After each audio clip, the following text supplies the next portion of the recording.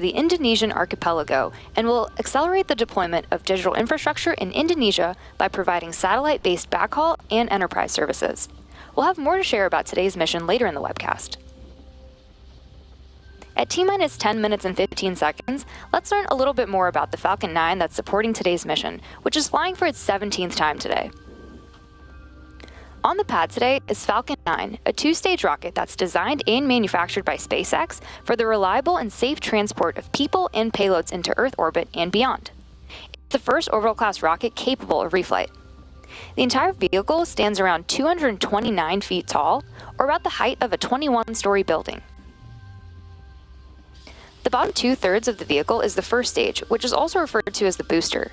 And the booster is responsible for accelerating the vehicle through the Earth's atmosphere and into space using 9 M1D engines, and then separates from the rest of the rocket.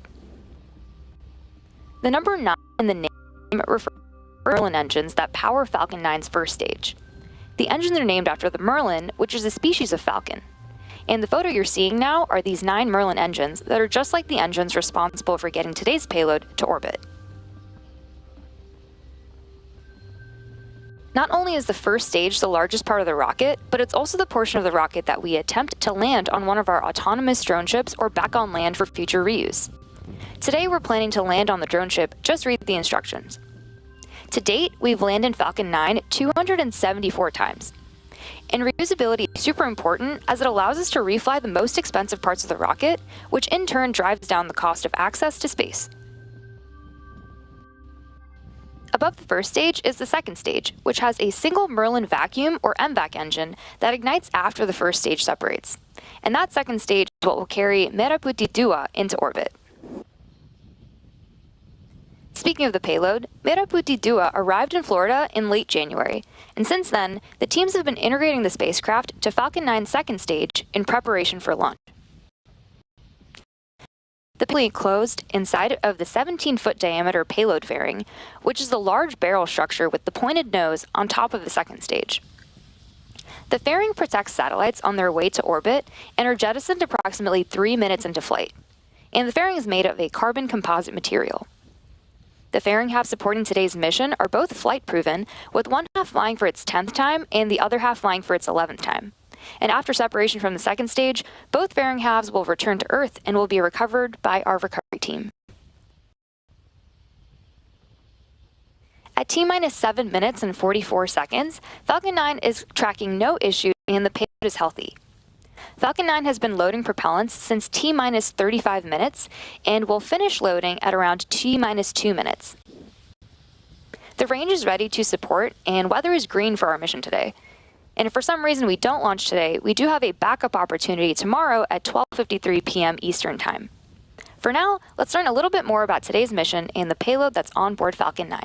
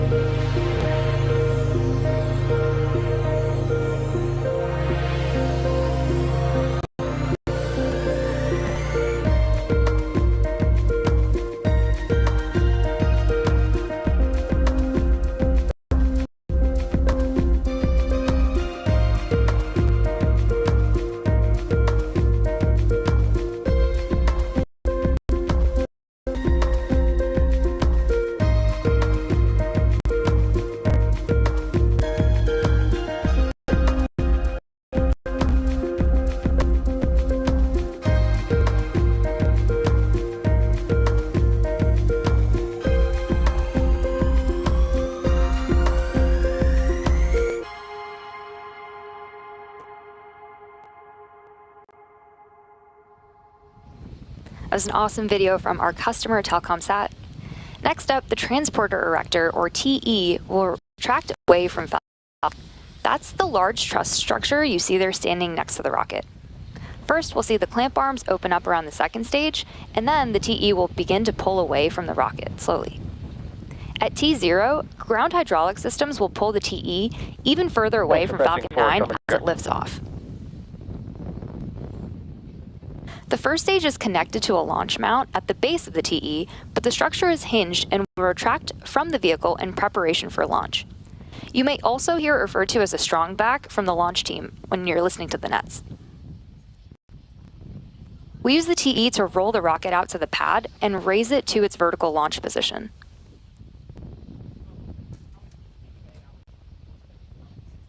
Strong back lower has started.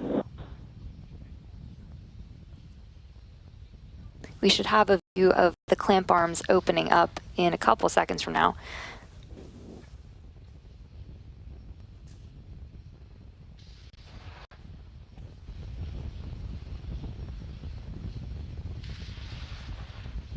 There you can see them opening up. The TE also routes the vehicle's fluids, power, and telemetry umbilicals from the ground systems to the rocket and payload until Falcon 9 goes on internal power and clears the pad. Also in the next few seconds, we should see the strong back begin to recline away from Falcon 9.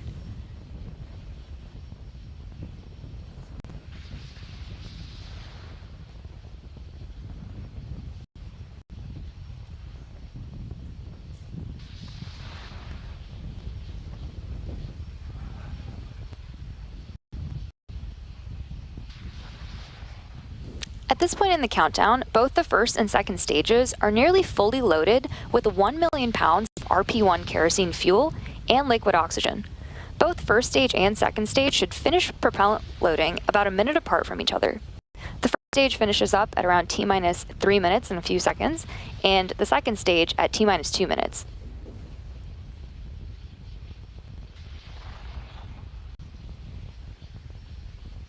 The white clouds you see around the vehicle are the chilled gas above the LOX tank that we vent overboard to maintain pressure inside of the tank as needed.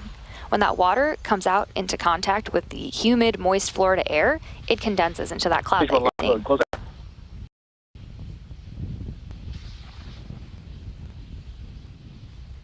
At T-minus 60 seconds, Falcon 9 will be in startup, and that means that the rocket's autonomous internal flight computers have taken over the launch countdown. And then, just inside of T-minus 2 seconds, we'll light the M1D engines for liftoff. Merah Putih 2 continues to be healthy, and the Falcon 9 team is tracking no issues on the rocket. The weather is still looking green, and the range is ready to support our T0 of 3:11 p.m. Eastern Time. And with that, we are proceeding into the last few minutes of terminal count.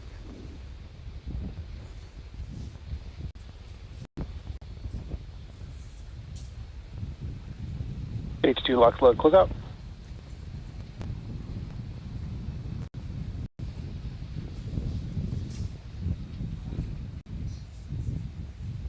Good call out for second stage LOX load completion, and the white cloud that's venting is venting from the TE LOX line, and that is totally normal.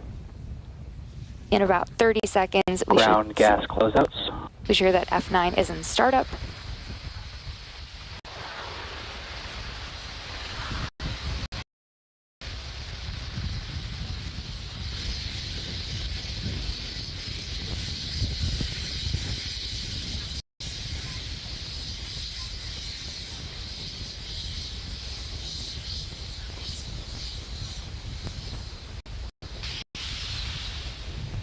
Falcon 9 is in startup.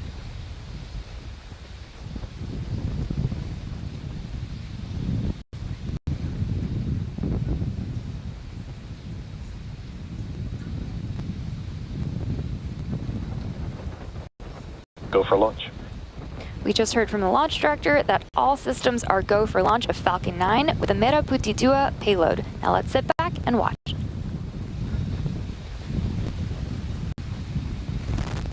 T-minus 30 seconds.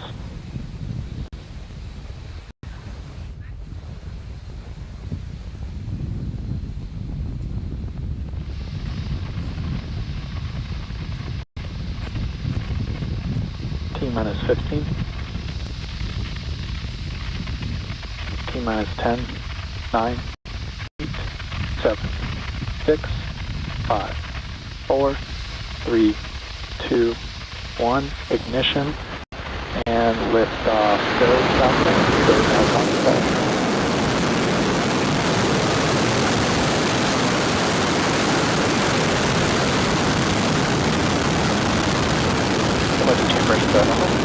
Vehicles pitching downrange.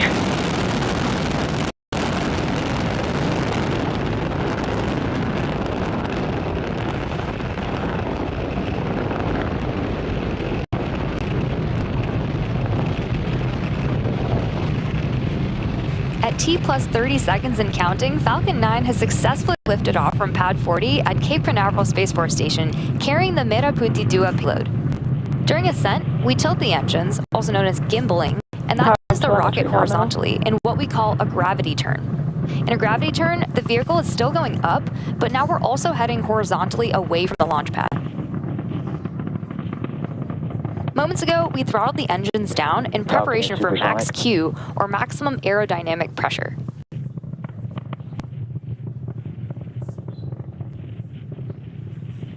Max Q.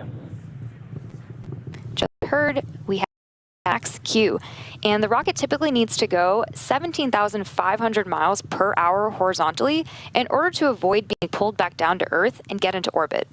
So keep an eye on the stage 1 telemetry that's at the bottom of your screen.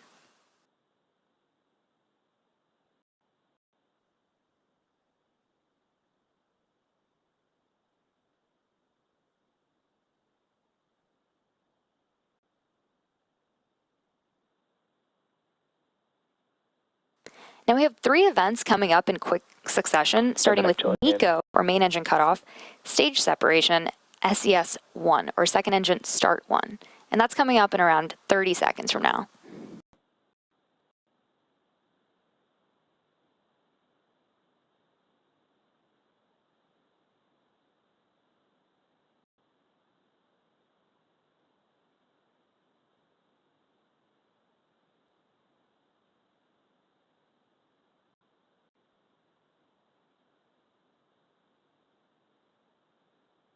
Vehicles on the nominal trajectory.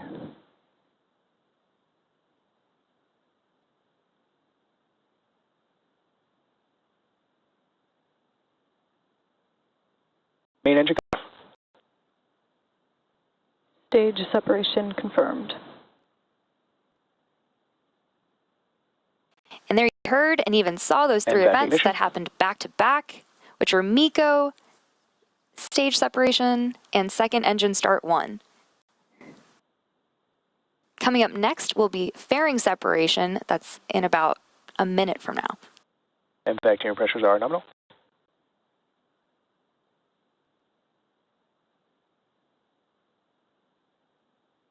We have some really beautiful views from space. You can see the grid fins have deployed on the left-hand side of your screen on the first stage.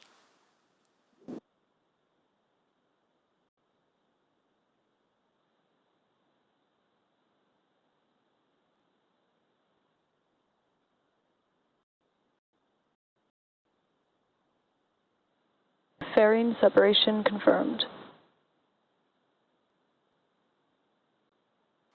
We just saw fairing separation, and we'll be attempting to retrieve these fairing halves again today once they fall back to Earth with our recovery vessel, Bob.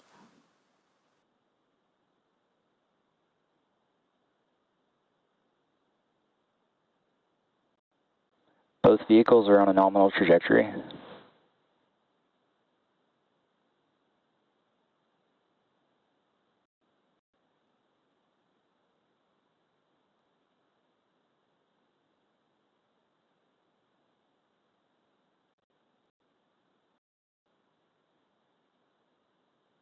It's now T plus 4 minutes and 20 seconds into today's mission. Just past the T plus 6 minute mark, you should see on your screen the first stage entry burn. To start the entry burn, we'll relight 3 M1D engines, starting with the center engine, known as E9, followed shortly by the E1 and E5 engines. And it's similar to pumping the brakes to slow down the vehicle as it passes back into the Earth's atmosphere. We need to slow down to reduce re-entry forces, which then helps us recover and reuse the first stage. During the entry burn, Falcon is decelerating by firing its Merlin engines, but we're still moving really fast, and this causes the vehicle to fly through Merlin's exhaust gases, which are also known as the plume, and this deposits a layer of soot on the vehicle surface. And that soot comes from the carbon-based fuel, the RP1, that Falcon 9 burns, and with each flight, the soot builds up a little bit more on the outside of the vehicle. Oftentimes, prior to launch, you can see that soot on the first stage as it's sitting on the pad.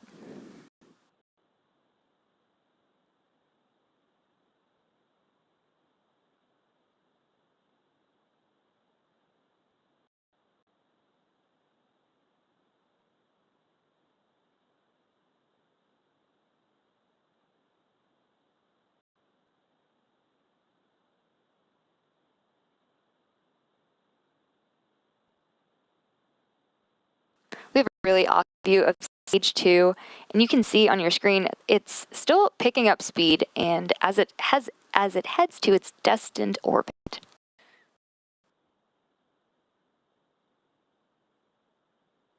Both stages are on a nominal trajectory.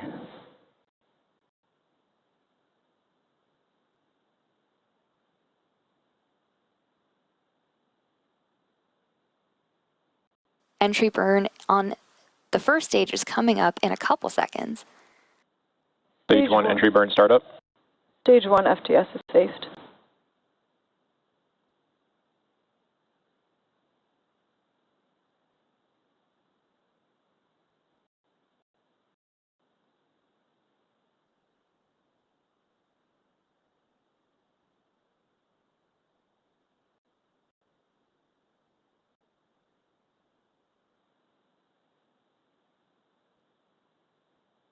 Stage 1 entry burn shutdown.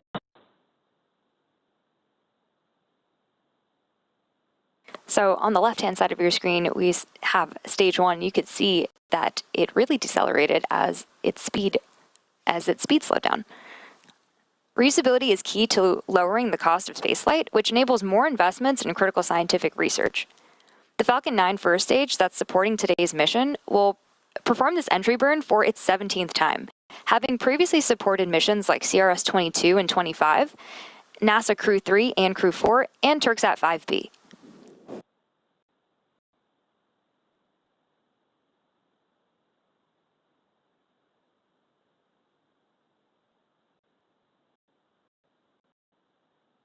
Stage 2 is in terminal guidance.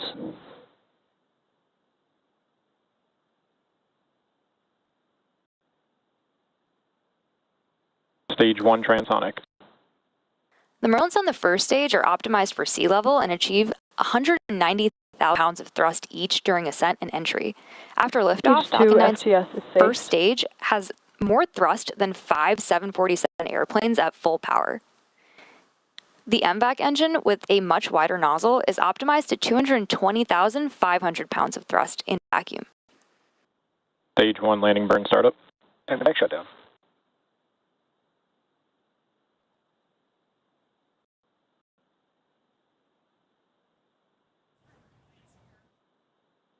Nominal park orbit insertion.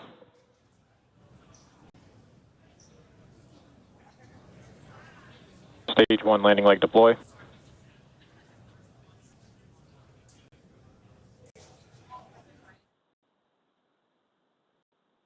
And there Stage you 1 have landing it. confirmed. That landing marks SpaceX's 275th recovery of an orbital class rocket, including first stage landings for Falcon 9 and Falcon Heavy. We still have one more burn of our second stage engine before we're ready to deploy Merah Putih 2 today. In a moment, we'll be going into coast, and we'll see you back here at the T+27 minute mark for the relight of our MVAC engine. But before we do, let's take a deeper dive on how Thales Alenia Space